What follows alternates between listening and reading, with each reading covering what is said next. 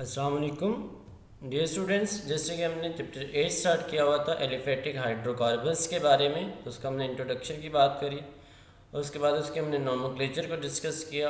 आज हम अल्केन्स का इंट्रोडक्शन पढ़ेंगे और अल्केन्स को कैसे कैसे प्रिपेयर किया जा सकता है, उनके डिफरेंट प्रिपरेशन मेथड को डिस्कस करेंगे। अल्केन्स या इसको हम क्या कहते हैं, पैराफिन्स कहते हैं। ये हाइड्रोकार्बन की फर्स्ट क्लास है। हाइड्रोकार्बन को 3 क्लासेस में हम डिवाइड करते हैं। One is called alkane, other is called alkyne and third one is called alkyne.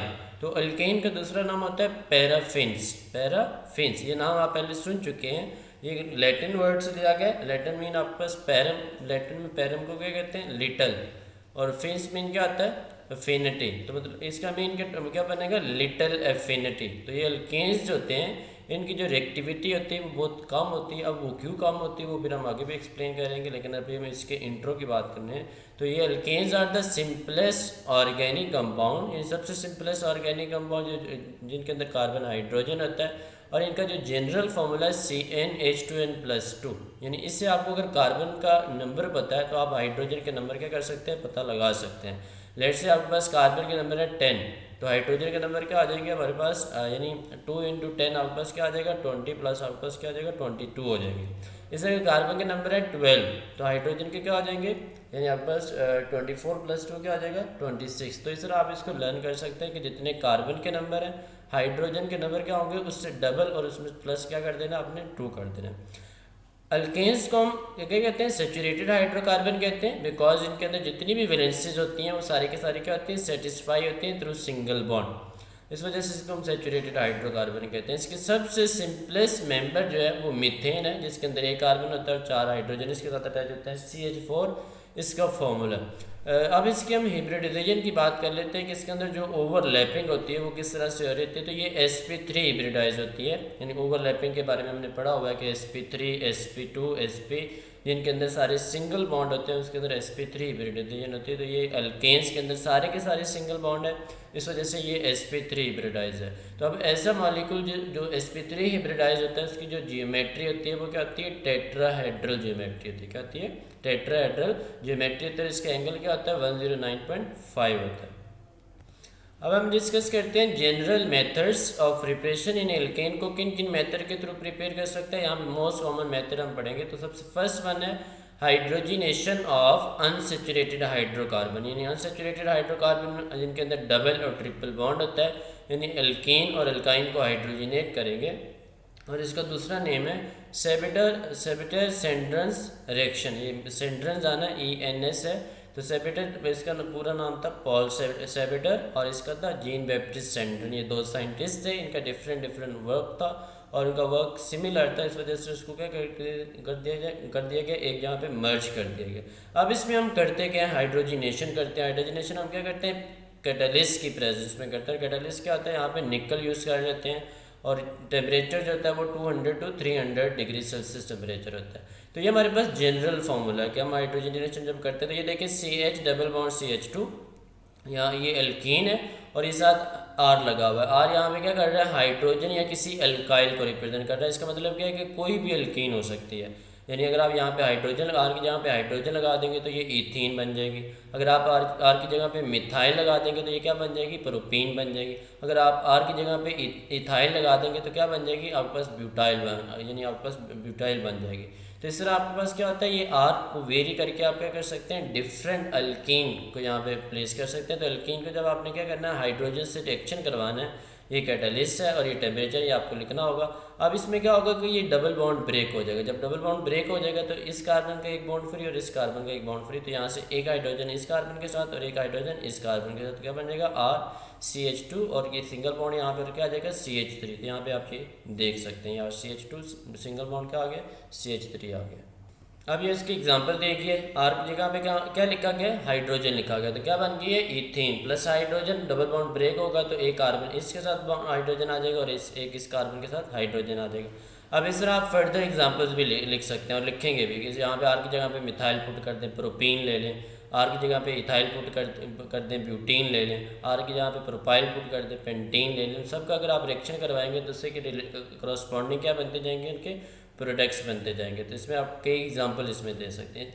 तो ये हाइड्रोजनेशन जो होते हैं हम क्या कर सकते हैं इसके कैरी आउट कर, एक तो हम इसके अंदर निकल यूज़ कर सकते हैं एज ए कैटालिस्ट, और उसका जो टेम्परेचर होता है फिर हमें हाई देना पड़ता है 200 to 300 डिग्री सेल्सियस। लेकिन निकल के अलावा प्लेटिनम और प्लेटिनम कैटलिस्ट भी यूज़ कर सकते हैं। प्लेटिनम और प्लेटिनम कैटलिस्ट यूज़ करेंगे तो हमें रूम टेम्परेचर 25 डिग्री सेल्सियस तक देना पड़ेगा।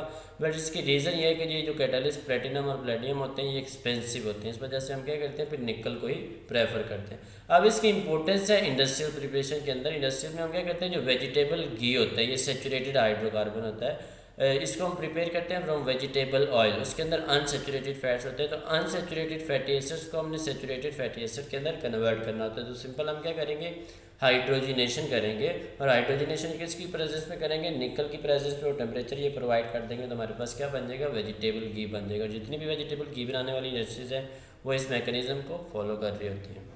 दूसरा मेथड है from alkyl halides. Alkyl halides क्या होते हैं, यानी जो अल्केन से आप हाइड्रोजन निकालेंगे तो हैलाइड बन जाएगा, अल्काइल बन जाएगा सॉरी।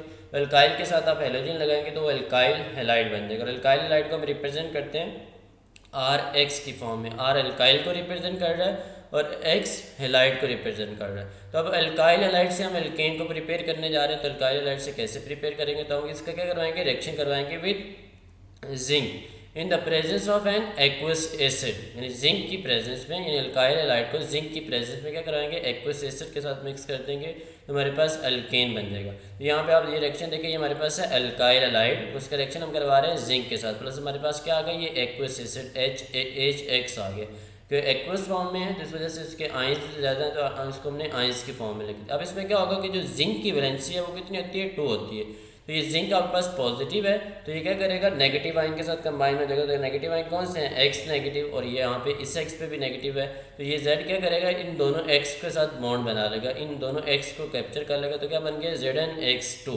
बाकी क्या रह जाएगा, यहाँ पे R का बॉन्ड ब्रेक हो जाएगा और यहाँ से क्या आ जाएगा, हाइड्रोजन पॉजिटिव फॉर्म में फ्री है, तो ये क्या करेंगे, R और H आपस में बॉन्ड बना लेंगे तो क्या बन जाएगा, RH बन जाएगा।